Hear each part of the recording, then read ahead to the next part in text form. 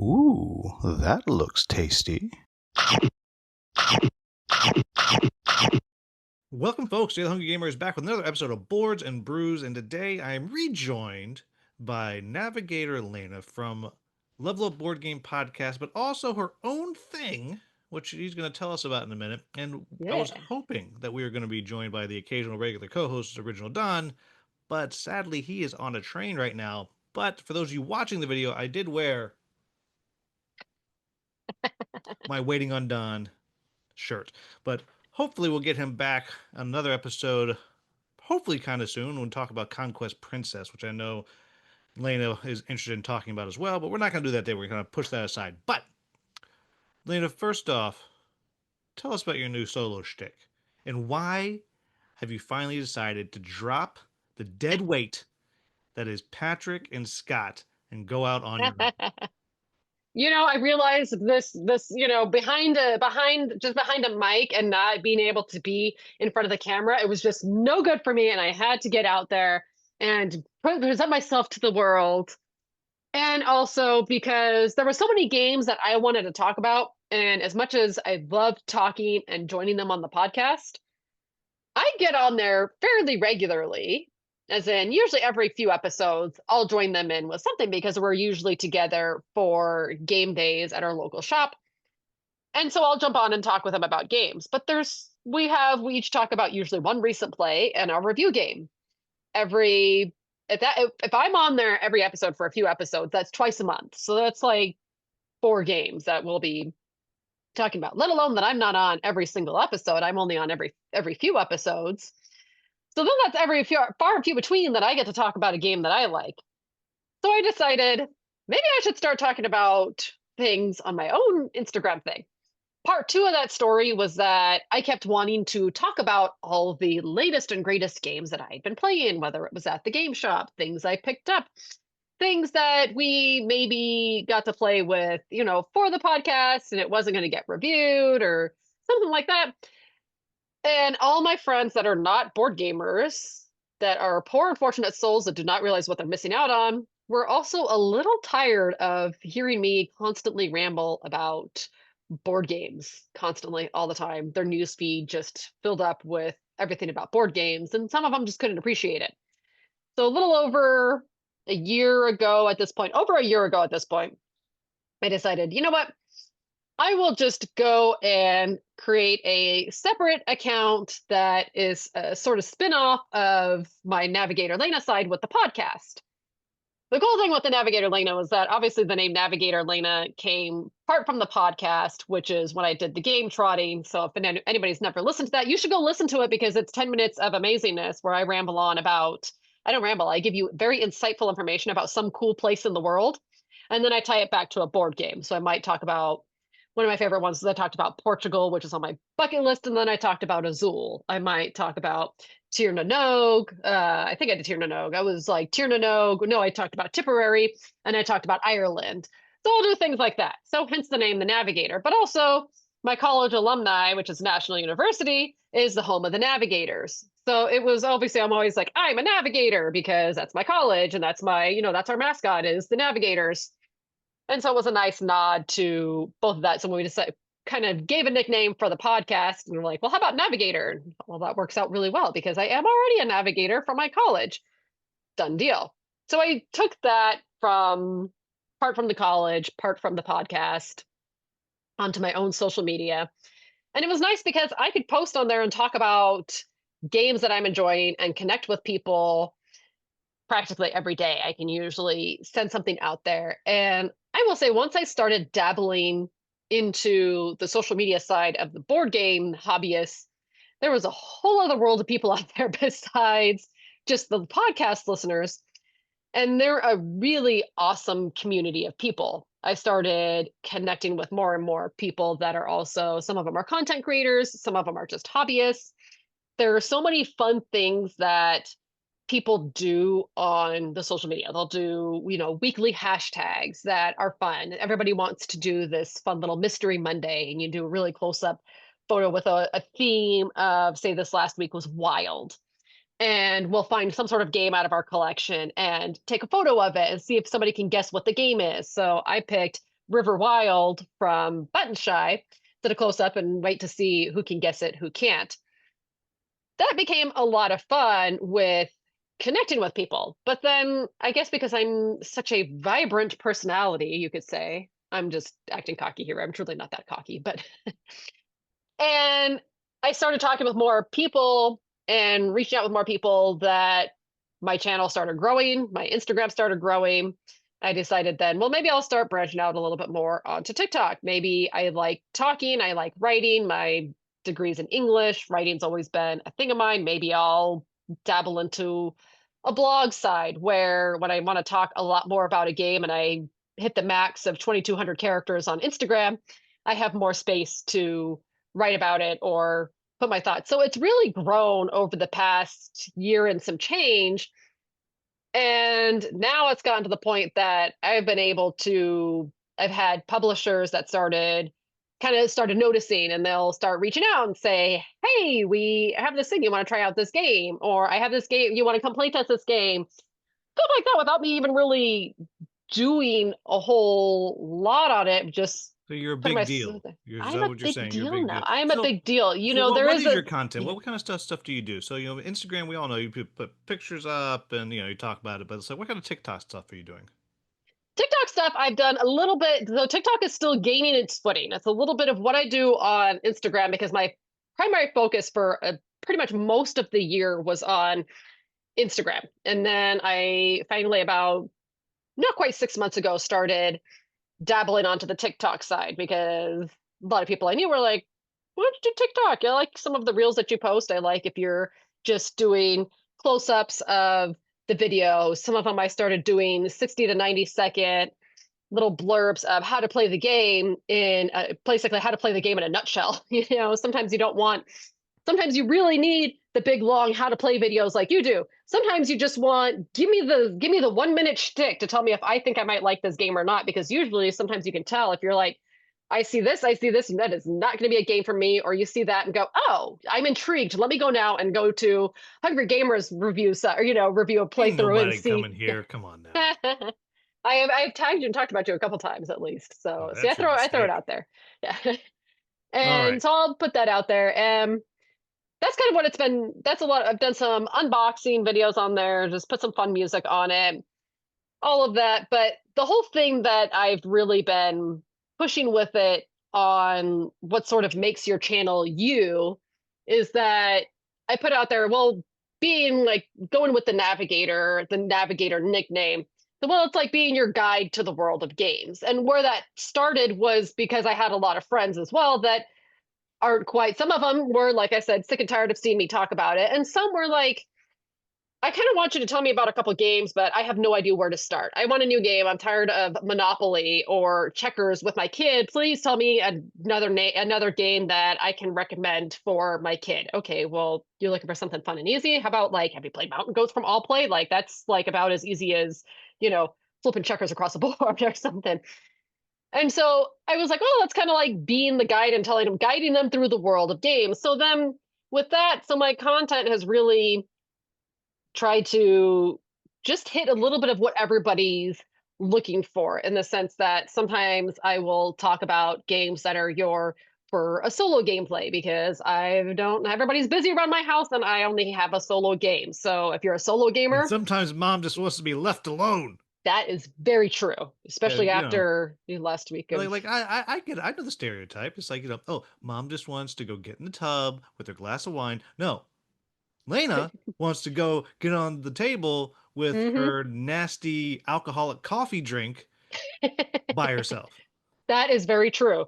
There's no alcoholic drink today, but coffee alcoholic drink today. But Yeah, and that's what it it's is. very early, everybody watching and listening. It's about a little bit after 10 a.m. for me, which makes Yeah. about 1 o'clock for 1 o'clock Lana. my time. Yeah. So smidge too early to start drinking. But so I started talking about games on there like that, or just the games that I like that maybe not everybody else is talking about because it's not the latest and greatest. But then also sometimes I will talk about the latest and greatest game that just came out on there. Or I played a great game that I'm like, this is a lot of fun. This is a really heavy game. And you probably don't want to touch this game if you're the type of person who's only going to play really light and easy names like party games with your family. you probably don't want to see what this is about. You might want to skip over this, and I'll go. And this now is a post that I'm just going to talk about for probably the heavier gamers, because here I'm going to talk about, I don't know, Windmill Valley, and that's probably not a game that you want to take to, your in-laws' house when they're just used to playing, uh, rummy. So I kind of hit everything in between there, and I usually try to preface it with, okay, here's your family game, here's your solo game, here's your, just a general game that I'm talking about there, and getting this whole little system set up of a way that I categorize it, and thematic with traveling or pirate themed, all that stuff. So it's been a lot of fun doing the solo thing on my own. Obviously, I still do a ton with the guys from the podcast, I know but they there never is, invite me on anymore because they're always inviting you on.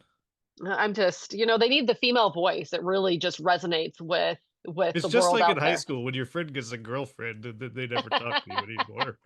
And they never talk to you anymore. That's just it. I mean, there is a funny joke though that it helps that I did do actual paid social media content for a few years back, even when I lived in California, because I'd been on social media for so long. I was working for a dance studio, and I did some of the social media content over there. When I moved out here, local church asked me if I could do their social media content, and then Jesus. the company that I work for now was like, can you do some of our social content? And hey, if you see any courses that you want to take and you want to learn, we'll pay for your courses to take it. Well, then that really increased my knowledge a lot. So then when it came to, I'm going to just post some of my own stuff out there, I kind of knew how to businessify the system, I guess you could say, how to do the content creator thing a little bit better. There's still a huge learning curve. I'm still learning a ton, but I at least had a little bit of a foundation about it. The funny thing was that with the podcast was recently I took a picture of the game Fishing from Rio Grande Games, the Friedman Freeze. And I posted a picture of it, gave my little Instagram blurb, and Rio Grande reaches out to me and they're like, we liked your post on fishing. Hey, can we send you some more can we send you a copy of Fishing? And I'm like, sure, that's great. And Patrick was bitter and upset because he's like, what? I paid for that. I do all the editing on the podcast, and they send you a game. And I was like, oh, it gets better. I said, then they said that. And I was like, sure, it's great. I'd love to play it. They're like, actually, can we send you like pretty much all of Friedman Freese's games? And I was like, sure, why Oh, that's neat. not? And so then they sent that to me. So That's right, because you and I made Patrick. That's right. That's right. Patrick. I'm not sure what I did, but I made you. I told him, if you come under my wing, and I will show you the way of what to do on social media, how to get him out there. But he hasn't done it yet. So Yeah, he was like, well, would you wear deodorant before I come under your wing? yeah, exactly. He should. I mean, I put it on. He may not, because he always has a tendency to forget it at the conventions, and I have to provide it for him. But But I mean, the whole the TikTok and Instagram world is so very different. The way that you're kind of developing your thing from my nonsense. Like I'm just consistent and just kind of yeah, ask people. Like it's amazing how often if you ask, right. people will say yes. And it happens, you get Yeah. ignored sometimes. And one of the tricks that I used to do, and now I've actually started doing again just because I'm like, well, that's nicer for any publisher, is asking for ding and dent copies, Oh yeah, yeah. offering to, and I've started actually doing that often when I just ask for copies in general. I'll be like, hey, send me a ding and dent. Like, I don't, whatever. Be offering to pay for shipping and all those kinds of things. So just kind of getting going, but you're a whole different beast. But this isn't the Navigator. Ooh, I'm gonna leave that mess up in. Navigator Gaina. Navigator Lana pitch hour. This is about boards and brews. So what is your brewed beverage today? My brewed beverage today is I have a sweetened passion tea from the Siren Coffee Shop, as in Starbucks. But like Will said, it's pretty early here. It's only in like 1 o'clock, and I don't like mimosas, so that was out of the question to do that early in the morning. Well, that's So fine because champagne is instead, not brewed anyway. yeah, it's like, so I got, my sweetened passion tea, which is tea, so I guess it's brewed somehow at some It's point in time. It's impressive. brewed over at Starbucks. Yeah, you went out of the you left the house. I went out of the house because I needed some extra, it was hot and I needed some extra things. I did an Instagram live earlier today. See, I'm just plugging myself again. Before you know it, they're all going to come and follow me. No, But I was That's like, what you I get. know what? This just sounds really All good. 9 Yeah. people are going to come right to you. It's fine. Yeah. But it did really good. So what's yours today? I'm double fisting it. I got just a coffee here in my Hmm. Shakespeare insult mug, and Yes. you, madam, are a fusty nut with no kernel, and I also just have some iced tea Nice. in Another a tea. Chip Theory Games mug or pint Oh. glass. So yeah, that's all I got. But so everybody, so today what we're doing is a couple things. We're doing a little bit of a catch up on games that we're supposed to talk about, review in some way. And I have 3 of them, though 2 of them it's a very short little talk here. They're going to be very similar. Then we're going to talk about what our next game or games that we're really looking forward to play is. And then we're going to talk about a game that just launched on Kickstarter yesterday at the time of recording called Grendel from Off the Page Games. And then you're all going to leave me and go to her TikToks, I guess. Hmm. Yeah. Yeah. Yeah. Yeah. Come hang out with me. Yeah. Grow my TikTok. My Instagram's growing pretty nicely. The TikTok side needs some suggestions and some work to keep growing. So go follow me over there too. Yeah. And actually, everyone, you can check down in the description for links to those things. But, so jumping right in. So, talking about just a couple recent plays, and we'll try to keep it a little bit short. Hmm. One of them is Kinfire Council, which is coming to the plebeians. I happened to give an advanced copy of it, very kind of them. I previewed it, and they were nice to send me an advanced copy to kind of check out what's changed. And so the main thing that's changed is there's now a solo co-op mode. And the rest of the game is very, very close to what it was when I previewed it. Some of the numbers have changed, some of the abilities have changed here and there, but pretty much the same. And so, what Kinfire Council is it is thematically the follow up to Kinfire Chronicles, which I'm pushing my glasses up. I finished all the way. And Mine's over here somewhere I kind behind of me, behind this chair. You can't see it. and so without spoiling it, kind of everything's kind of going bad in the world, and you're trying to save the world. And spoiler, you do. And at the end of it, though, then there's kind of the recovery phase, and you're trying to kind of fix everything and kind of return to normalcy. And so, Kinfire Council is in the main city in the game. You're now kind of playing as the counselors trying to run the city. And of course, politics, you're competing with each other.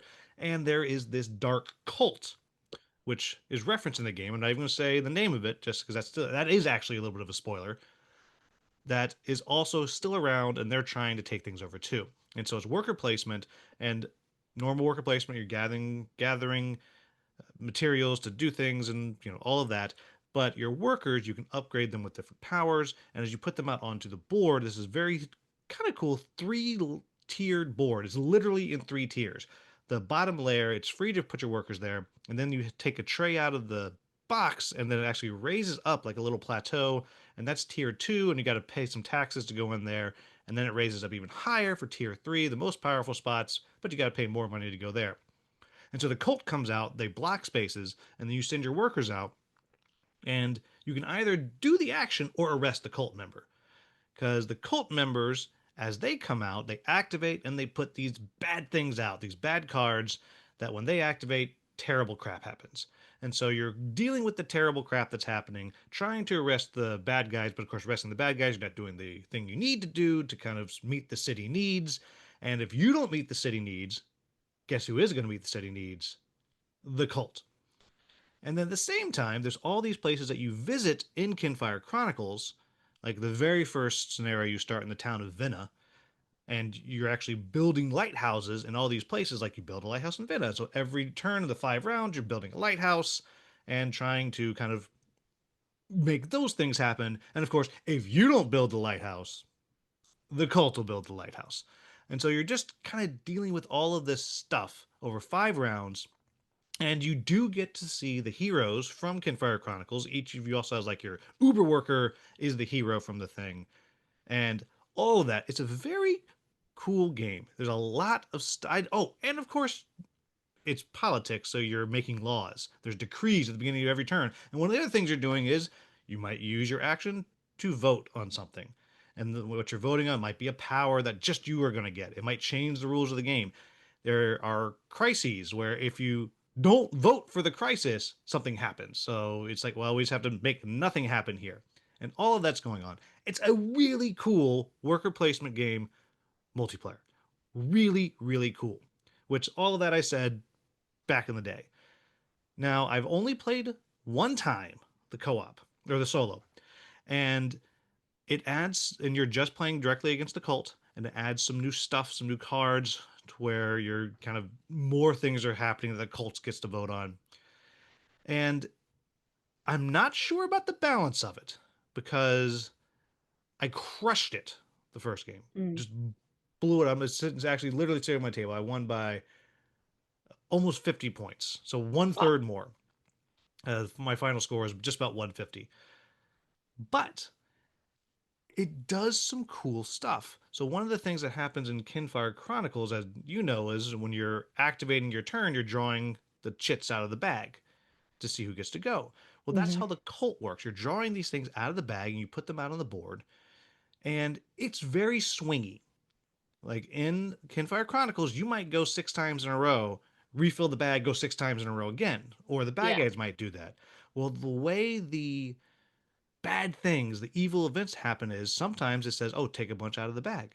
When the cult goes and fulfills the needs of the city, it just adds more tokens that are going to get drawn out of the bag the next turn. So it can really, really spiral sometimes. And so as I was playing, I actually was messaging with Michael Kelly from One Stop Co-op Shop because he's played it too. And I was like, I'm getting smashed here because I'm about to put 9 of these things out and I'm never going to catch up. Spoiler, I did catch up. But so I think it's very interesting the way the solo's working. I like it. I'm not, again, this is only one play, so it's not fair for me to say it's not balanced or it's swingy or it's too easy, too hard. It's not fair for me to say that. But my first game, it wasn't a balanced game. I'm going to go back to it and check it out. But multiplayer, it's an awesome game. That's my spiel for what I've been playing lately. I didn't know I was going to go full on review here, so I guess I have to send it to him now. No, you have to exactly send it to them. Yeah. And then when you're done with it, then you can send it my way when I'm done with Kinfire Chronicles. Oh yeah, you got to finish 'cause I'm Kinfire curious. Chronicles. I was like, I got to finish that one first, though. So when I finish that one, I'll message you, and then you know, how far? you can. Well, I don't know. I don't know if I'm willing to send this one, but Oh, how far through of Kinfire Chronicles are you? I think I'm about a quarter of the way through right now. So it took me a little bit longer to get going into it because, well, with my regular work, my real job that, you know, actually pays for, you know, a roof over the head. I thought I had all this time in May and June to have all this time. And I was like, I'm going to crank this thing out in like 2 months, in like a month. It's going to take, I'm going to do like a scenario every day. Turns out they had a book club planned for Anne of Green Gables and Anne of Avonlea, and the teacher had something come up and could not teach it and did not have anything prepared yet. And they reached out to me and were like, can you teach this class? We don't have anything ready for it, but can you teach it? And I said, okay. So, so I had to scramble in a couple weeks to get together a whole class, a whole 12-week class or 12 session class into a very condensed time. But that just finished up last week. And so I immediately started getting the scenario back to the table again. And then the other night I had a little bit of downtime, not enough to get the whole thing out, and I actually got out Kinfire Delve. So yeah, no offense, Anna Green Gables fans, but like, ugh. It's definitely a girl book. I had all girls in that class. There was not a single male in that class, but That's funny. it was all preteen girls pretty much. I think there was a couple teenage girls, but it was all pretty much preteen girls. So it was fine. But you know what? It paid, so I won't complain. All right, so what is your recent play? My recent play is right over here behind me on the shelf right here. I'm not going to get it out because it's too bulky, but I got to play at Origins. I finally got to play Tales of the Arthurian Knights, which I had been wanting to try out because I like King Arthur lore. I like the story of the Holy Grail. I love everything sort of Arthurian legend. And every time I kept going to try to find the game, it would either be sold out somewhere. Noble Knight kept selling out of it for a while, WizKids kept selling out of it. Everywhere I turned, it would be selling out. Or then it would pop back up. And then I was like, well, I don't want to buy it now because I just, had to pay my electric bill. So I really don't feel like dropping down $80 on a game right now. So maybe I'll wait. And then, of course, it would sell out again when I thought, okay, now I'm going to get it. And kept not. But Origins WizKids was hosting 2 different sessions. They were hosting just a playthrough where you just got to sit with their copy of the game in their room that they had designated at Origins. And you got to learn how to play the game. Or you could do the deluxe guided playthrough, which basically meant you're buying the game, but you get to sit with somebody from WizKids to teach you the game, to play through a few different scenarios or a few different rounds of it, whatever you wanted to do. You could do a full 12 round game of it if you wanted to. And then, funny enough, Ryan from the podcast, our friend Ryan, also brought the copy to teach me as well. But I went and finally sat and learned it with WizKids. And of course, I loved it. I loved the idea of that you had this board, you got to pick which, Arthurian knight you wanted to be. And it had that because it's WizKids, it had that really neat, almost choose your own adventure role-playing sort of lore idea into it. So every time you get a scenario, you're going to look at your board, and again, kind of like yours with the solo play. I only got to play it 1.5 times so far. I got to play one playthrough with WizKids and a couple rounds when we were at the hotel and we were too tired to finish at Origins. But the cool thing was that when I played it with WizKids, we just happened to kind of get every scenario that you could imagine. So you start with so many skills for your knight, and you have an objective you're trying to accomplish and trying to get your way around the board. And you can move so many movement points at the beginning of it before you upgrade yourself over time and can move a lot further, a lot faster. And what happens is you flip over one of the cards and you'll either have a person or like an event. And the cool thing is when you flip it over onto like an event, it's got little numbers on one of the cards and it's got numbers on another one of the cards. You layer them on top of each other and it'll tell you like, go to, in this big old fat Arthurian legend book, go to maybe number 1104. And then you flip It's to not 1104. fat, it's big boned. It's big boned. Yes, I'm sorry. I am sorry. I was being very rude to the book. And it'll tell you, okay, go to scenario 1104 because you have met the sorrowful, what would it be? Maybe you met the sorrowful merchant or something like that. And so you'll have this little scenario number for the sorrowful and the scenario number for the merchant. You'll flip open to the book and read the scenario, and in like a true choose your own adventure, you're presented with some sort of situation. Do you want to help the merchant? Do you want to walk away? Or whatever it is. And you're like, I choose this. Okay, great. Flip to, number 1535. And then you flip to that. And it's like, okay, well, here's what you're going to do. You decided to walk away and the merchant is pissed off at you. So he's going to try to fight you. Something like that. I had my character in like the second round got possessed by I think it was a sorrowful knight. And they basically were not ready to move on from the world. And I had a choice to let the knight possess me and just come and hang out with me, or I could try to resist the possession of it. Well, You got no one to hang out with, so you should have said, come on and possess me.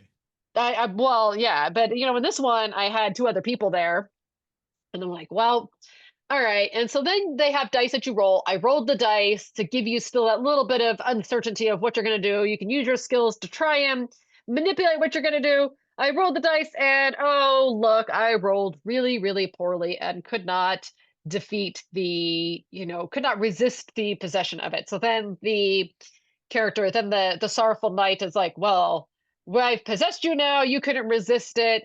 And then it tells you that the people that you're playing with now are going to make all the decisions for you for the next however many, like 3 rounds of like some of the decisions for you. So it had all of these different ways that you jump around. And if you chose to do this, then you went to that. And it was very enjoyable, very delightful. I still managed, even being possessed, I still managed to get and complete my objective that I was doing, which was to go and drop off some papers at one of the towns and then claimed a new objective. And it just keeps going around like this, and you keep trying to build up your skills to be the best Arthurian knight that there is out there. The board is beautiful. The book is awesome. It's extremely well written. I am so thrilled I finally got a chance to play it, and the solo version seems really nice too. So I am quite happy about it. I highly recommend it if you like fantasy, King Arthur, Legends of King Arthur. Check it out for sure. Well, I just added it to my want list on Noble Knight because it's not in stock right Yeah. now. The Yeah. WizKid, if you're listening, hit me up. They're not Just gonna say hit me it. up. Yeah, hey, I'd love to cover it. Actually, it's the designed by Andrew Parks, who is the Mm, designer of several games, but one of my favorite dungeon crawls called Dungeon Alliance, mm, which is the true Euro dungeon crawler, not Gloomhaven. right. Those cards are just dice. Come on now, it's the true Euro dungeon crawler, and he has a you know, is it a GMT does the P500 order system? Yeah, When yeah, yeah. he's doing that with a new expansion for Dungeon Alliance right now. So everyone check that out. Oh, Dungeon Alliance. nice. It's such a good game. I love it. Real crunchy. Very, very long, but really, really fun. Anyhow, same designer as that. And yeah, I'm very intrigued by it. Really wanted to check it out. I know it's mostly story, but I'm here for that. I like Arthurian Knights, Legends, and all those things. So it's on my want list. I just added it while you were talking. So, but It was hey, my turn. It was my turn to reciprocate to you for a game that you wanted because last time I came on here, you were on the Life of the Amazonia kick, and then I went and immediately picked it up right after that. And sure enough, I did love it. So I still do love it. my next one, get back to the thing, is Arydia, which was all the hotness a couple months ago is when it Hmm. arrived, and I think it's fallen a little bit off everyone's radar, and I think it's probably because people are playing, and they're kind of working its way through it. And I had played 4 games in a row when my buddy Canadian Kev was out here, and we played through a lot. And he was out here to direct a play, and then we're doing the play, moved on to other stuff. And I just took it back out yesterday. I got back from a convention, and now I have a couple weeks here. And in these few weeks where I'm here, I'm just pulling out dungeon crawls. I'm going to play through as many games as I can for a few days, put it away, get another one out. Hmm. But I pulled back out Arydia, which is a beautiful production. Just pre-painted minis that actually look good with changeable heads. You can literally it has a different body, and there's big and small bodies, different body for each class. And then all the different races you can be, they have a male and female head for each different race. So right now I'm playing with a gnome bard and a cat person cleric, which is just silly. But it's a really cool game, and I'm not going to try to make any kind of review of it because it's my fifth. I played 5 sessions, and so the session I did last night, I literally fought some boars, and that was the whole session, about half an hour. That was it, and we keep going through. But it has a completely unique combat system. Every weapon that you use has a direction that it hits, and the card of the bad guy, this is very hard to explain without showing you, but the card of the bad guy, its hit points are based off locations. So like the boar had, I think, 7 locations on it that you had to damage to beat it. 2 of them were armored, so they'd be hit twice, but your weapons are directional. So I had a weapon that if I rolled high enough would hit 3 spaces in a top left to bottom right diagonal line, and I could draw that diagonal line wherever I want on the bad guy, and it hits all the spaces in that line. And if you cross certain spots, it becomes a critical hit and you damage something else on it.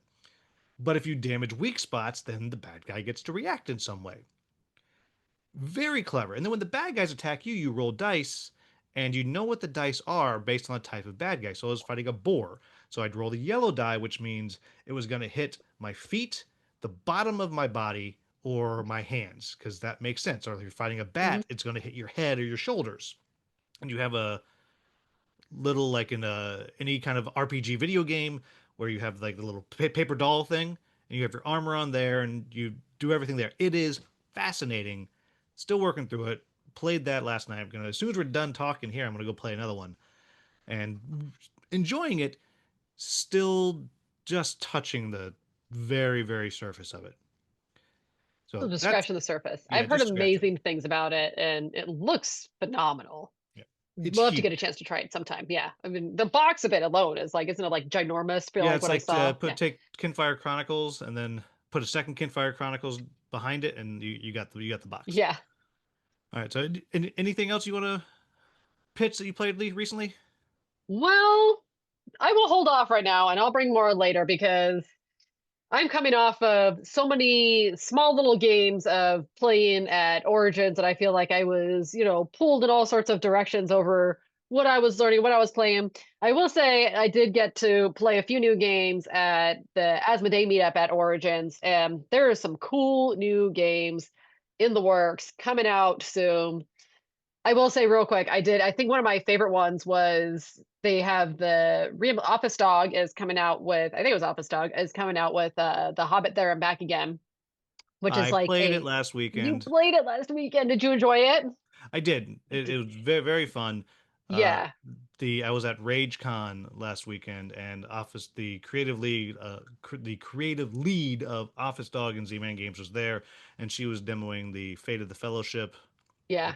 Pandemic Lord of the Rings, Yeah. and this other one. So I was in really early, and I said, "Hey," I was like, "Bree, will you show me this?" She's like, "Sure." So we sat down, we played with Peter Vaughn from Cardboard Alchemy, the first scenario of the roll and write. It was very fun. Yeah, that's what we did. I did the first scenario of it when for an idea, it's a roll and write, and but don't be deceived that it's not a boring roll and write. It was very entertaining. I had a lot of fun with it, following the story of all the dwarves showing up at Bilbo's house, showing up at his hobbit hole, and trying to get all the dwarves into Bilbo's hobbit. I mean, into his hobbit hole, into his little house, and very delightful, very fun, and it wasn't a boring roll and write. There was enough moving parts and enough different decisions that you could make that you don't feel like I'm just checking dice and checking off a box. Like there was enough things that you go, well, I want to change this dice and I'm going to change this and I'm going to mark this off on this spot and I'm going to mark it and then I'm going to draw my little maze around of this. So very fun Yeah, when it comes out. Yeah, I recommend it. I the funny had a thing lot of about fun. it to me is it tells you when you're scoring what the maximum possible score is. I don't know if you noticed that. Yeah, yeah, And so I knew just how poorly I did. yeah. But yeah, I that's didn't do very that great cool. on mine either. Yeah, I didn't do that great on mine either. I thought I was doing really well because I started off pretty strong, and then I somewhere crashed and burned along the way, and I don't know, maybe Bilbo got really mad at me, and he didn't go well. Yeah, But it was still a lot of fun. it's really clever. I think it's going to be do really really well. They've done that's two in a row that they put out because the Fate of Yep. the Fellowship one I think is fantastic. I've talked about it a million times. Awesome. I'm not going to talk about it again. Yeah, I was like, I won't talk about it because I know everybody's been talking about it. I did get to play that when I was at Origins too, Well, and I'm going to push up my it was glasses. awesome. I have it on my shelf. Ooh, oh, Which was funny because lucky, lucky. originally I was going to have to give it back. I talked them into at KublaCon. I was like, "Can I just keep this for like a week Yeah, so I can yeah, make some content? I'll send it back to you." And then they said, yeah. "Yeah, and just bring it to RageCon because we'll be Okay. there. Just give it back there." So I was like, "Okay." And I was kind of sad about it, but it made got good views on the videos. It was really fun. I played it a whole bunch, Yeah. and then I got there and I brought it back to Brie and I said, "Here you go." And she was setting up another copy. And then afterwards, she said, "Okay, well, so the main reason I need you to bring it because this copy here was a brand new copy, and I needed it just in case the copy I had a problem." Oh, right. Which means she let me bring it back home. Yeah, Yay! That's which fun. was great. I was very excited about it. But we're not here to talk about that game again. No, I've we already talked about did that that. We game did way that too one. much. Yeah. So, what is the next game on going to hit your table next? Got to pick. Well, I've picked two, and you've picked a couple. But I what's picked the a next couple one going that to hit? Yeah, was one of them was a big maybe because it depends on when the shipping gets here. Because the big maybe one was Luthier. If Luthier gets here, then that will be it's not coming to getting here my. today. It It's is not not getting getting here here today, tomorrow. so nope. Well, it says they're shipping. They're starting to ship it, so it could be here. I mean, I've gotten some UPS store alerts, but I don't think it's. I don't think it's that, so I don't know. So that said, it's going to be a toss up between either I got, speaking of Capstone, I got Tea Garden, which looks delightfully lovely. Oh, I just had it right in front of me and now That's the one by the same guy who did SETI and Galileo Galilei. That one. yeah, I just had it, I literally had it right here next to me and now I must have relocated it somewhere. Yeah, I I probably took almost it played downstairs. that when Peter Vaughn was up visiting for, I think it was for DonCon a Right, while right. ago. Like I read through the rules and it just didn't happen. I almost played that one. Nice. So I'm excited. I got a very quick little demo of it at Origins. The artwork looks gorgeous, and basically just making a tea garden, a little Japanese tea garden.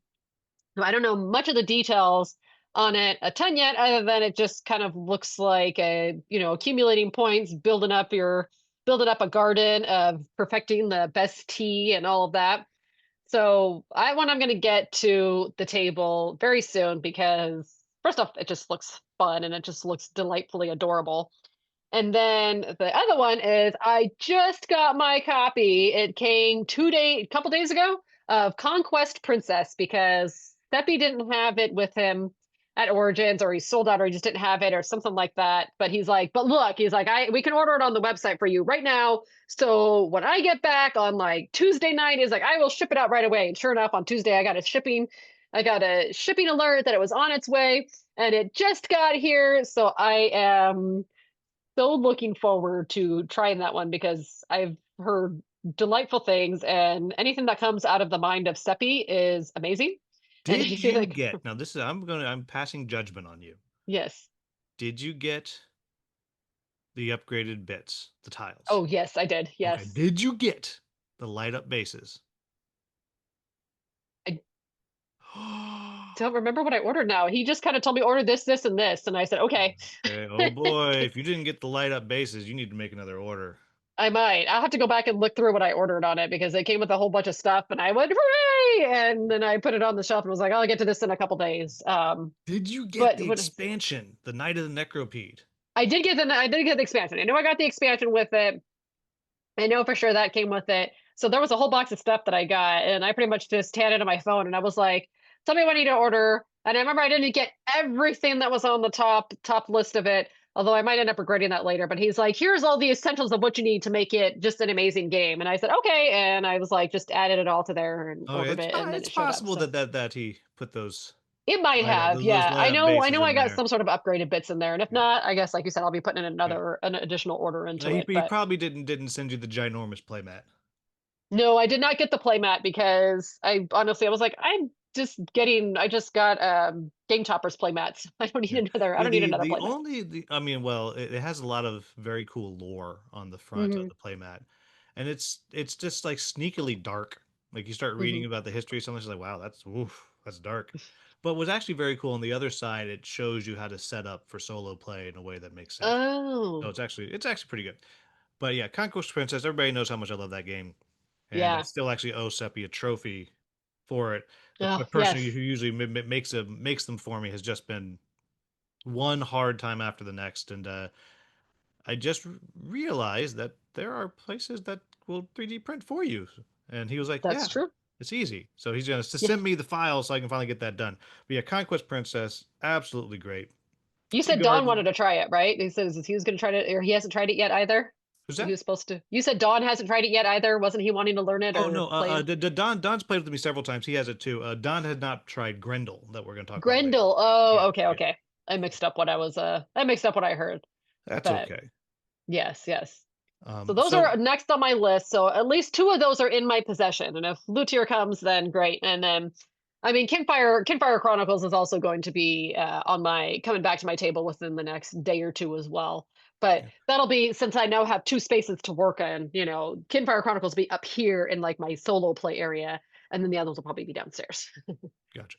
So for me, two of them I can't speak much about them, but they just arrived. One of them was waiting for me when I got home from RageCon. The other one came yesterday. That is Vantage, the new one from Stonemaier Games, which is, from what I've heard from people that I know, trust, and have played it, they're saying it is the best game they've played from Stonemaier. And this is one that Jamie spent 8 years working I was gonna on. say a lot of years. Yeah, Yeah, just kind of exploring this planet, go on adventures, checking dice, activating cards, building a tableau, which is all my jam. So excited to get to that. And then the other one is Above and Below Haunted, which was this was one of those that I just reached out. I was like, I would love to cover this. And heck, can you send one? And they did. I was shocked nice, because it's nice. finished delivering, or is finishing delivering, Yeah. and So very excited for that. And this is one that I thought this is one of those times when I thought I backed a thing, Right. and then way Then you didn't later, back the thing. Yeah. yeah, no, I didn't, and I hadn't even paid attention to it because either, I feel like I was still getting updates. I can't remember if this was a game found or if it was a Kickstarter, Yeah. but for something I was getting updates, and so I was like, oh yeah, everything's fine. And then it started showing up. I was like, huh, I wonder what's coming. And I was like, oh, I didn't even back that. Oh boy. I So think it's GameFound that does that. That if you click, you like something, and then they'll send you the updates. And you're like, I didn't even order this. I didn't even. There was a something I thought. I know there was something a while back that I clicked on. I'm like, why do I keep getting orders of these? I didn't even order this game. I decided against it, and then I kept getting all the updates on it. It was. I yeah, remember what yeah, it was. It it's was. game found. Yeah, because I had Yeah. followed it, so I blew that. But whatever it is, they were very kind to send me one. I'm really That's excited awesome. to get into it because Above and Below, the original one, was Hmm. one of the first hobby games I ever got.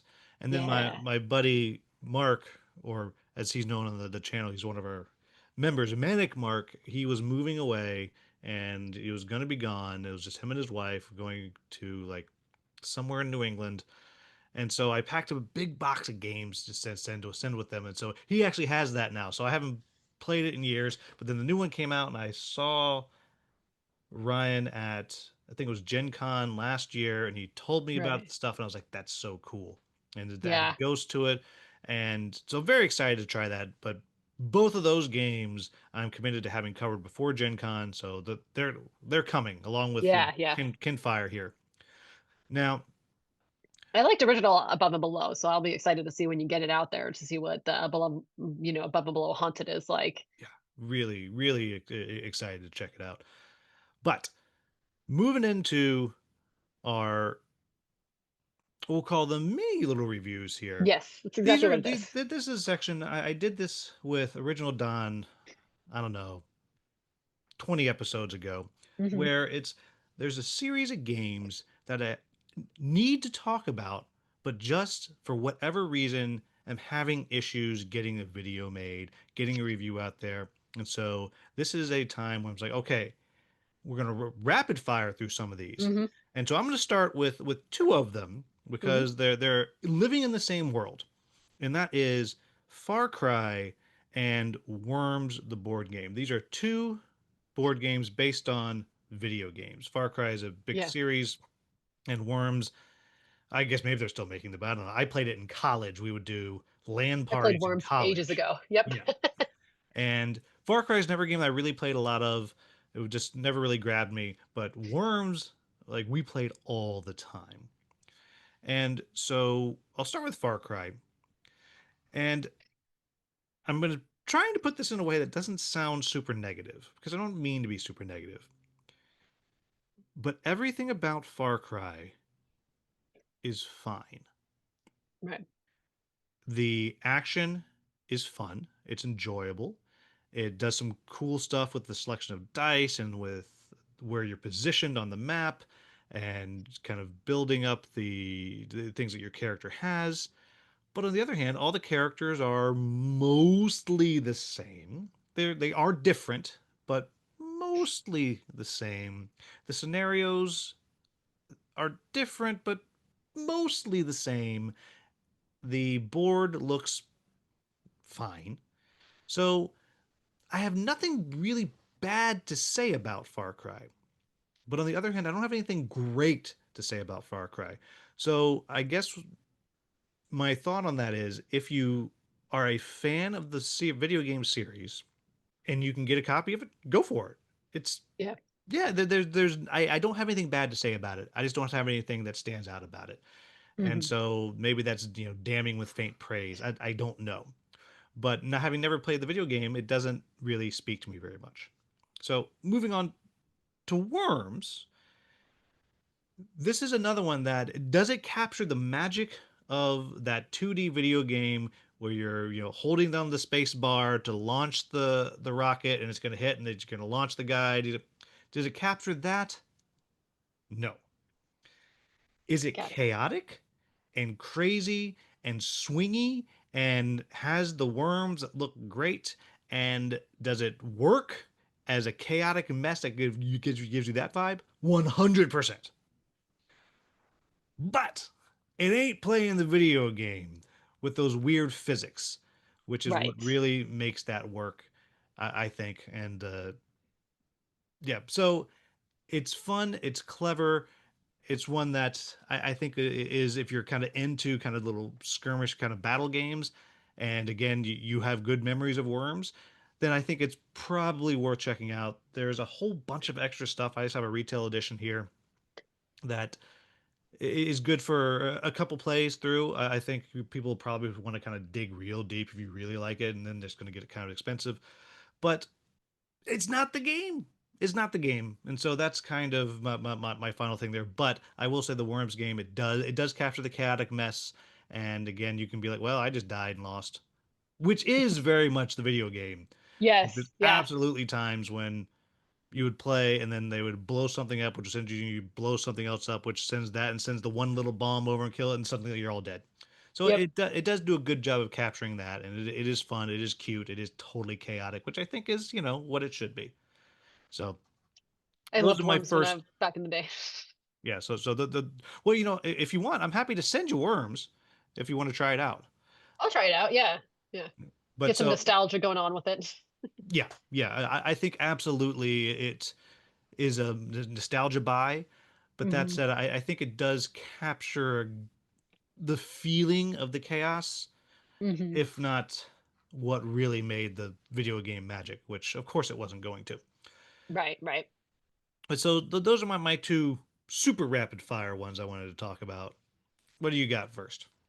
I've got a pretty quick rapid fire one too. So I've got this one at Origins. This is the CDSK. So this is the travel one. So if you ever played the original box one, which was just basically just a silly little trivia game, they just came out with this year a travel box size. And the reason I'm holding it up is that way you can see how tiny and portable it is, because this one does it more justice to So show if you're how listening, nice it and sucks to be traveling. So if you're you. listening, it sucks to be you right now.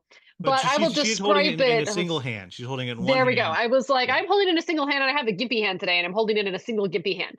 So I'll give the audiobook narration with it too. I am holding the box in one hand, and it has a magnetic flip on the side that keeps it magnetically closed, so it actually can shake around, and nothing's falling out. If I flip it upside down, nothing's falling out on it. It's a great little game that if you've never played the original CDSK, it's basically this on a scale of 1 to 10, how well do you know something? And there's 4 different categories, hence the name CDSK, which is curious, delightful, seasoned, and knowledge. And they're all different little categories of, it might be, how well do you know violins? And I will ask you then, you have to tell me on a scale of 1 to 10, how well do you know violins? You might say, not really at all. I'm going to say a 2. If I'm putting it up against my 16, almost 17-year-old who has played the violin for a decade, he'll probably tell me an 8 or a 9, maybe even a 10, he might say on that. And because it's a travel one, it all fits in super snug and compact with all your 60 or 100 some cards that it is into the box. And the premise of CDSK is that on the scale of 1 to 10, if you told me, for the example on here, number 1, you're like, I know nothing about violins. Well, it's going to give you a ridiculously easy question that you Well, can you took out a card, so probably answer. hit me Yes. with one. So is the band, so if you would tell me number 1, or do you want to give it to me? Do you want to tell me how well do you know violins? 2. I'm gonna say 2. Okay. Quick. My life depends on the answer to this question. Do violins come in different sizes? No, because that's a viola or a fiddle. Ooh, you are wrong. Yes, there are different sizes of violins. Well, And we're I know done. this, so in case if you don't get a point. So how it works is, so if you really want to nerd out, there's a 16th, an eighth, a quarter, a half, a 3/4 size, and a full size of a violin. That is not on the card. That is just in my knowledge of having been around a strings player for a decade.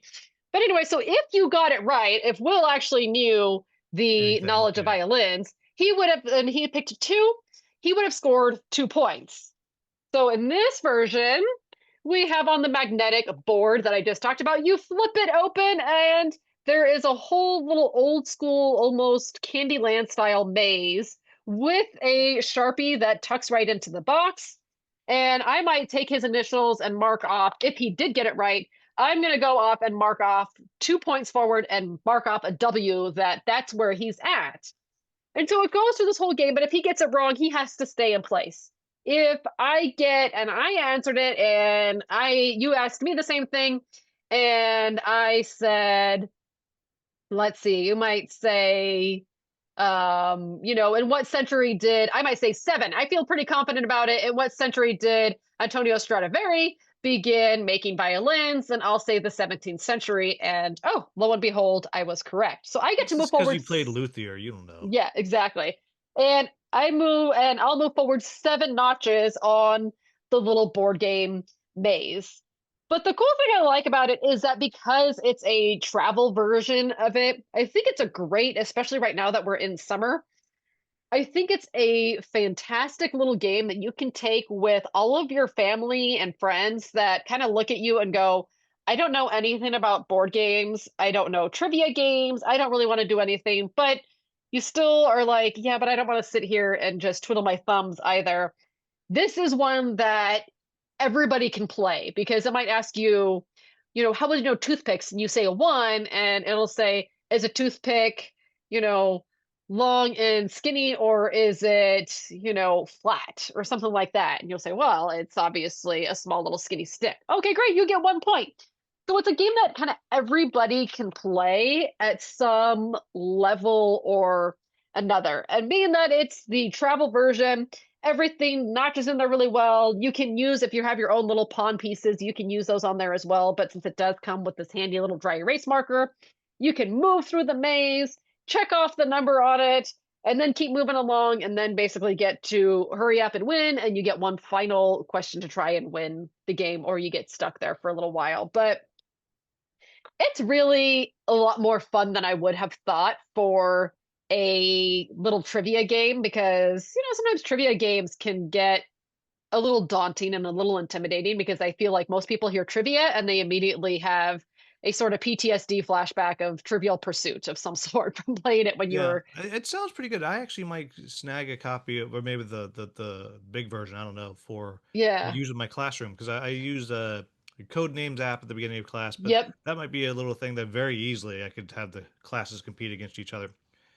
I 100% plan on using it this year for some of my classes because I was enough that I was like, I might even get the big version of it to have more questions. But even my younger kids can kind of play it. Like everybody could play it and it travels really well. I'm going to go visit my sister this weekend and I plan on taking this one with me because I can just literally stick it in a bag. I can take it somewhere and it travels really nicely. But yeah, they heard that I was a teacher and they were like, oh, I think you would like this game. And like, you're right. I do think I would like that game. Who's the publisher on that? Hachette. So swing by. They'll be at Gen Con, and I'm pretty sure they're going to have this one at Gen Con too. I think she said they were going to have it at Gen Con. So if you are going to Gen Con, stop by and take a look at it and take a peek because Gen Con's still in summer. He's still got quite a few weeks of summer left, and this is a fantastic one. I mean, it was even great enough that you can even play it on a plane. Like it's that small and portable. You can fit it onto a plane, the drop down tray on an airplane, which was the purpose of why they made it the size they did. So you can kind of take it anywhere in the car, on a train, on the plane. Planes, trains, and automobiles. Yeah, I'm actually definitely gonna look into that one. That's actually something I would use for my students. Exactly, And exactly. be like, I'm tired of this. I just want to be on my phone, Mr. Brown. I Mm-hmm, just want to be on mm-hmm. my phone. Yeah, exactly. And so here's my other one that I've been hanging on to, I think since PAX, I think. Mm-hmm. And I've covered some of their games previously. Sirens being one that I previewed, and this is Confusing Lands from Envyborn Games, and this is one of their fanny pack series. They actually sell fanny packs, and you can fit 3 or 4 of these games in there. And it's I don't know, 3-inch by 3-inch box that's like, Mm-hmm. I don't know, an inch thick maybe. And this is a 2-player game, though it can be played solo, but mostly 2-player, where you are laying cards down or tiles, and as you're laying them down, that you're constantly covering other pieces of the different cards. And you always have to cover something. And as you're playing, you're building out your confusing land with, has towns and mountains and rivers and elk and wolves, and all of them score somehow. Like you might get for every adjacent forest, you're going to get points. Or for every space of river that runs into a mountain, you're going to get points. And you're drafting cards, and then you pass back and forth and just get cards going out. It's a very quick game. But the catch is you can always flip a card over and put a cloud in your confusing land because it's like old Legend of Zelda. Like you're looking down on the world. But you can put a cloud, which will block everything under it, but activates a scoring condition. So my scoring conditions and your scoring conditions are going to be completely different. But the catch is every scoring condition you activate in your confusing land starts at negative 10 points. So if you can't actually get more than 10 points with this thing, then you've just killed yourself. And it takes 15 minutes to play, and it's really, really clever. Actually, I really like it. And I'm sure the publisher thought I wasn't talking about it because I hated it, but no, actually, I really like this game, and I just haven't gotten the video made. So I'm talking about it right now. I think it's a delightful little game. I'm very confident that he's going to have a booth at Gen Con, and I don't know, it's like $15, $20, something Yeah. like that tiny little thing. There's a little mini expansion that you can get, absolutely worth picking up. 2-player, very fast, plays a little bit bigger than you think it does because you're kind of spreading out your land with your cards, but not huge. Yeah, it's really a very good little 2-player game. I really enjoy it. I think it's clever. And yeah, it's definitely one that people should be checking out. Have you played this one? I have actually, and he was at Origins the last 2 weeks ago when I was there, and he was at Origins last year. So actually, Scott and I got to play a demo at last year when it was. I didn't remember. I didn't even think it was. I don't remember if it, I don't even think it was released then yet. It may have just been a demo copy, or maybe it was the full copy. But he and I loved it. It was, like I said, just a delightfully fun little game. It plays quick. It's easy to learn. And he and I both really kind of like gravitate towards those sort of patterny type of games. And this one hit the mark for me. And I like all of those little fanny pack games that they have. I actually have Sirens, and it's fun. Yeah, Sirens is very cool with Yeah. the gimmick of the app. But now, do you Oh, yeah. have a fanny pack for it? I don't have a fanny pack. I kind of didn't even put two and two. I forgot that they had the fanny pack for it. I'm like, oh, well, I wish I remembered that when I was at Origins just a couple of weeks ago because I would have picked up the fanny pack for it. Yeah, it's cute. I I can't remember. I think it's like a I don't know, but I know the last time I was there, it was like, here's the 3 games. We'll put them in the fanny pack, and you just buy the whole fanny pack. It's a very clever little marketing thing. It's very cute. The funny thing is that I would probably wear it too. I actually have taken to, I feel like my age is showing when I've taken to wearing, I'm going to call it a waist pack when I go to conventions now. Because I refuse to call it a fanny pack. My Osprey bag calls it a waist pack. But man, they come in handy. It's so much easier than trying to, sift through my backpack off and on my back all the time and all that stuff. It just sticks stuff right in the waist right there. Like, boom, here's my So camera. you hear that, publishers? Send Lana your fanny packs. She'll That's wear true. them all. I will wear it. I really will wear it. All right. So you know who's great, Lana? It was great. Noble Knight Besides games are us. great. Yo, yes, that's true. Great Noble Knight games. Noble Knight, thanks for continuing to sponsor the podcast. Everybody, you should use my affiliate link and buy some games. Also, you know what else is great, Lena? What else is great? Being a Hungry Gamer channel member. It's the Most greatest thing definitely. you can do in life, is what I'm told. Mhm. So It check is. out the link down in the description, everybody. Join if you want. Or don't. It's okay. And enjoy this Noble Knight commercial. Noble Knight Games, we've been carefully growing the world's largest selection of board games, role-playing games and dice, war games, miniatures and paints, card games, and more. Going on 25 years now. Our rustic castle contains more game and hobby goodness than you can shake a stick at. Complete with careful packaging and the finest customer service the land can provide. You can buy, sell, trade from anywhere in the world. just like nature intended. Noble Night Game. Okay, everyone, we are back. And so we are going to talk about a game that's actually on Kickstarter right now, which is not usually what we do, but Lana just played it the other day, and so I knew that we could talk about it a little bit. Now, I believe you only played it that one time, so it's a little bit first impressions for I you. did. It's very much of a first impression game for me, but nevertheless, I can still give an idea because we played it.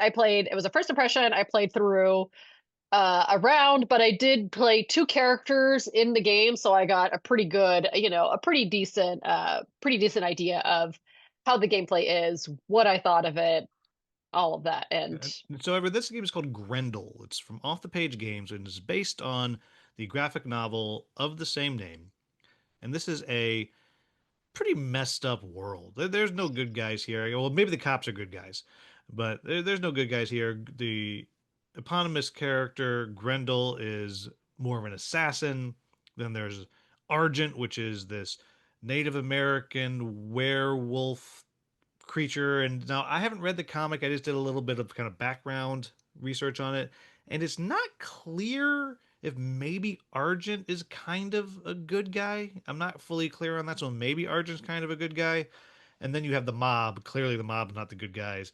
And then you have the police, which, so I guess maybe in the comic world, kind of the police are good guys, but they're definitely not the protagonists. And then in the game, each of these characters factions plays differently. The police are a rondel mechanic. The mob is a dice placement mechanic. Grendel is a bag builder. Argent is a deck builder slash push your luck. And then there is a fifth faction, the press, which is either an expansion or it's an unlock on the campaign. I don't recall which one it is, which is a polyomino style game. yeah, I thought he said it was an expansion, but I could be mistaken. I'm trying to. Yes. I remember seeing it because I remember it looked like I like polyominoes, and so I thought that would be fun. That I would really enjoy. It is an expansion. I just double checked. Yeah, it's an expansion on there. That looks like one that I'd have fun with. Gotcha. And so it's an area control game, and the one of the things that Off the Page Games does is they always have some kind of new or rarely used thing in their games. Is the only way I can describe it. So for Harrow County, there was a cube tower, which there's been cube towers before, but you don't see it a lot, and it was built right into the box. For Core of Discovery, it's kind of a Sudoku style logic puzzle game, and has this board that has these tokens that flip off and on is kind of the shtick there. But in this one, they have these towers, and you drop your quote unquote aggression into them. And their score is 1, 2, or 3 aggression, and the ones are bigger tokens than the threes. And you drop them into these buildings, which represent the 3 different regions you're battling over in New York. And at some point, it gets heavy enough that a piece in this little building falls down, which activates this mayhem thing. You fight for your regions and you try to score. And I don't understand how it works. He explained it to me, but I'm not smart enough to really get it. But it's this cool little thing, and they drop, and it's exciting, and you never know exactly when it's going to happen. And so I'm not exactly sure how the physics or mechanics of this thing works, but it works. And what matters is you never know exactly when it's going to drop. And you have this choice you're making of, do I drop in the big chonky one because I want it to drop faster, or do I want to have more power when it does drop? So that's kind of the broad overview. It plays in about an hour, maybe an hour, hour and a half or so. And so that's kind of the broad overview. But again, we all know first impressions, Lana. But so what do you think from your basic play that you saw? I enjoyed it, and one of the things that I thought was a lot of fun on it, besides I also like area control, and I loved that there was all these different spots of the map to go through, and once you've conquered one area, you can focus on multiple areas at the same time, but you can also, when you get to one area, you're good. One of my favorite parts of it was the fact that each faction played so differently. Like you were explaining, that one was kind of a bag builder. The other one was push your luck. The expansion's going to be polyominoes. The other one's going to be sort of they all kind of like have this like flipping your cards over and building like a little tableau builder. I I really enjoyed that each one felt so different on each part of it that I think it's going to get a lot of replayability in there because it's going to switch it up every time. I played Argent and I played the Mob, and it was really cool because the Mob had this dice that you'd roll, and then you'd kind of have these ways that you could extort people, you could bribe things, all of that.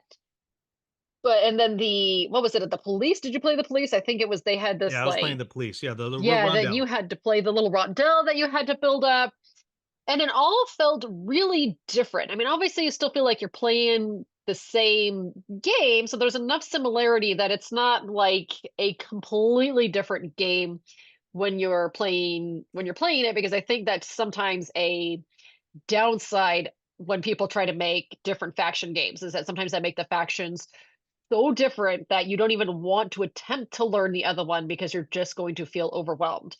These ones, each faction is quick enough to learn that it's not intimidating to say, okay, I played the police, now I want to try and play Grendel. Okay, I played Grendel, now I want to try and play the press expansion. And so the rules were all super easy to understand, to follow along. And like Will was saying, the idea of dropping your aggression in there and never knowing whenever it's going to sort of fall over was a very fun element of not knowing when it's going to trigger off and when you're going to have to resolve that section of it. But it was delightfully fun. I'm looking forward to trying to see the physical copy and getting to play it more. Yeah, it does a lot of stuff, I think, Hmm. right. And if there's a drawback to it, I think that it is for the area control crowd. Usually, those games are usually chunky. There's a lot Right. going on, and they're longer games. And if there is a complaint, I think it is that it's fast and it's just you're Yes. in and you're out, which for me I like because I don't. As we talked about earlier, I Yeah. don't even like to play most games that are 3 hours. So 90 minutes or so I love playing a 90-minute game. Enough time to Yeah. figure out what you're doing, get something interesting, and then move on, play again or whatever.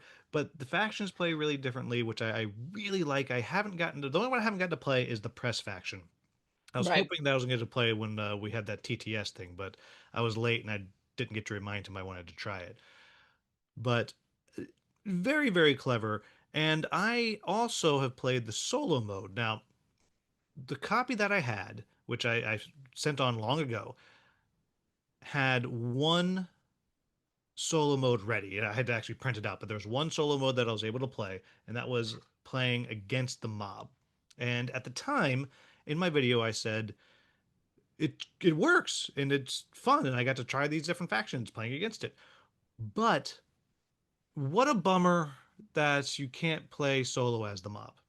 Well, Right. it as I've looked at the campaign, there are, I think there's stretch goals, I'm not sure, but they've already unlocked some. So they're adding different ways to play against all of them, and it is fun. It works well against the solo. The times I played, I think I won about 50-50, but it was always within Mhm. like 2 points, which is you want it to be a challenge. Yeah. And I think it's really valuable that they have that in there, specifically because when you're playing these games against that have all these different kinds of factions, it can be really hard sometimes to learn them, even though this is simple, but it's so easy. Just okay, I'll just play against the solo, and the mob, Mhm. the solo faction, cheats a little bit and breaks rules, whatever. But you actually get to experience on your side how it all works, and I just really clever. I bring it up because I didn't talk too much about the solo mode in my video, and I want to talk about it a little bit here because I know now that the other ones are being added into the game, which suddenly makes this something that is potentially really worth looking at as just a solo player. I like solo games, and I didn't get to try the solo variant of it, but it's nice when you get a good variety of solo gameplay in there, because a lot of times it's you versus an automa and that's that. And you get to play one thing and that's the solo mode. I think a lot of publishers are really understanding that not everybody has time to get together with their game group all the time, but they want to be disconnected from the computer, from their phones, whatever, and get a game to the table, and pushing a lot more to create better solo variants. So it sounds like Grendel's doing it well with creating the solo version. And I would love to play the mob solo and go against some of the other Yeah, and characters. it's so obviously I can't speak to how well the others work, but the playing against the mob, that does work really well, very Mhm. very quick and easy. You mentioned about companies realizing the solo gamers exist. It's funny because I talking to a publisher this past weekend about actual numbers, Yeah. and the numbers of solo players and the percentage of people that get games is actually pretty small. We're just Really? loud, Yeah. really loud. And so it's a interesting kind of dynamic there. But one of the That things makes sense. Yeah. I really appreciate about it is I think I could be wrong, but I think there's no reason that you couldn't play against multiple of them Right. solo, because you're still rolling the dice and all that stuff. Or even if it's just you and I playing, we could add a third player, which Yeah. that I really like. I'm very excited I about do that. like that. Yeah. Yeah. I like when they do that because it does add in some tension into a game when you're just like, I just don't necessarily want to have that external somebody coming in and giving a little bit more, bang for your buck and a little bit more fight in the game than just a head to head battle. Because that's a very So different feeling. It's a beautiful. very, very It different is.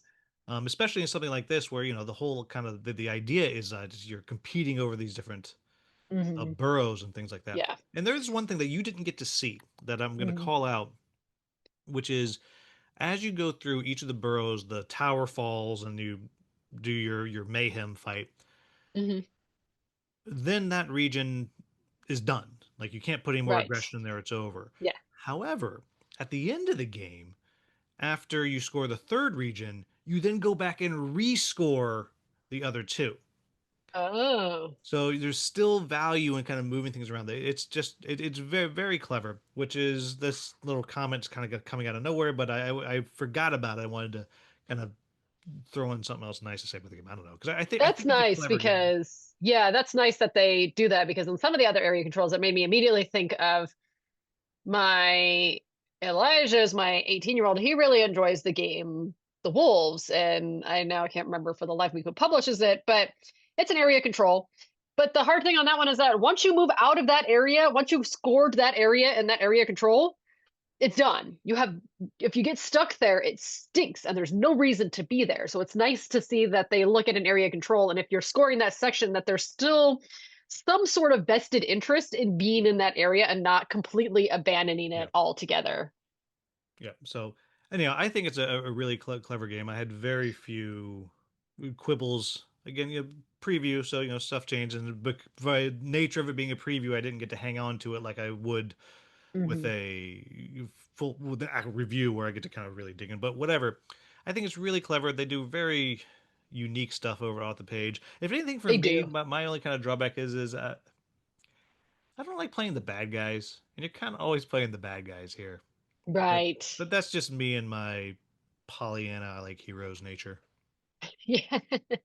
Yeah, I can see that. That's been something I've noticed. I've only played oh my gosh, with a Core of Discovery with them, and then this one now, I think from them. If I played another game from them, I'm not recalling it right It's now, probably but I mind think management, I'm guessing.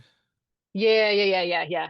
Yeah. And but yeah, but I really liked them, and I think they're doing a lot of fun and clever things with them. It feels like all of their like this one played they all played so differently. There's still a similarity, like you said, like you can feel that you're kind of playing a game from them. You're like, okay, this feels like something that I would expect from them, but at the same time the games are so totally different. I feel like sometimes you get these games and you're like, okay, it's from this publisher, I kind of know what to expect, and this one's like they're all, like you said, they all have some sort of unique thing that they do that makes it a very different game getting into it. But there you have it. That is Grendel. It is on Kickstarter right now. It launched yesterday from the time of recording. This Mhm. podcast will be out on Wednesday or Thursday, so you'll still have at least 2 or 3 weeks to go check that out. And it's if you're looking for something unique, definitely take a look at it. But Yes. we've reached that time. And I don't know if you remember Yes. this, Lena. What are your gaming words of wisdom? Ooh, I did not remember that. And so I did No. not have anything prepared. I'm pretty sure though the last time I think I just pretty much my gaming words of wisdom was just have fun. And I think on You sure burned that one early. kid, I'm like, oh man, that's that's it. But you know what? Here, I have one that I think I could share. That not that everybody does, but I don't think you should ever feel bad about not liking a game, even if it's popular, to kind of go against the norm. That comes from conversation we had in between segments here. And I just posted That's something right, recently. everybody. I don't like Flip 7. I said it. I wasn't sure if you're going to keep it on there or not.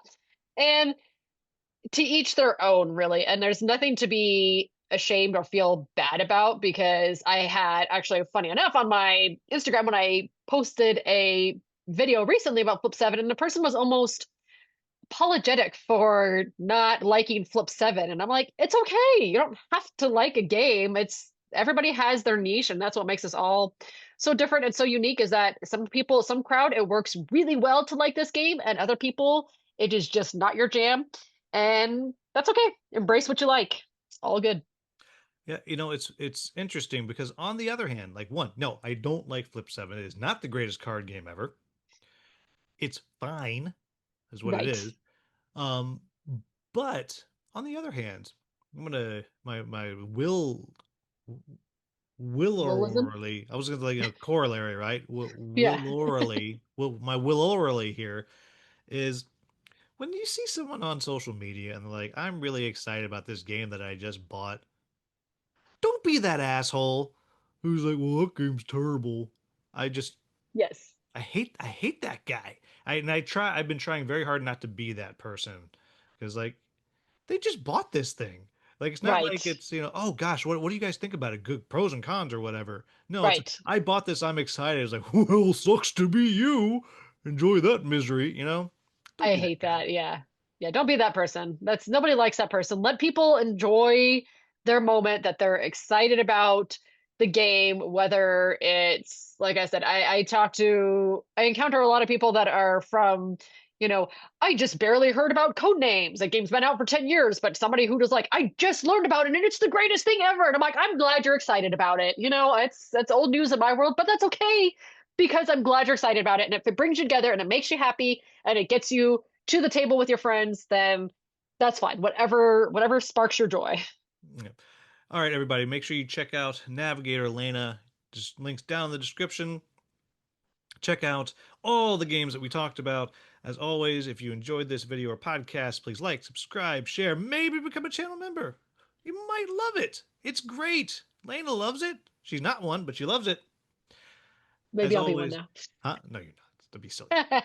Uh, as always, thank you so much for watching. Have a wonderful, wonderful day. Bye.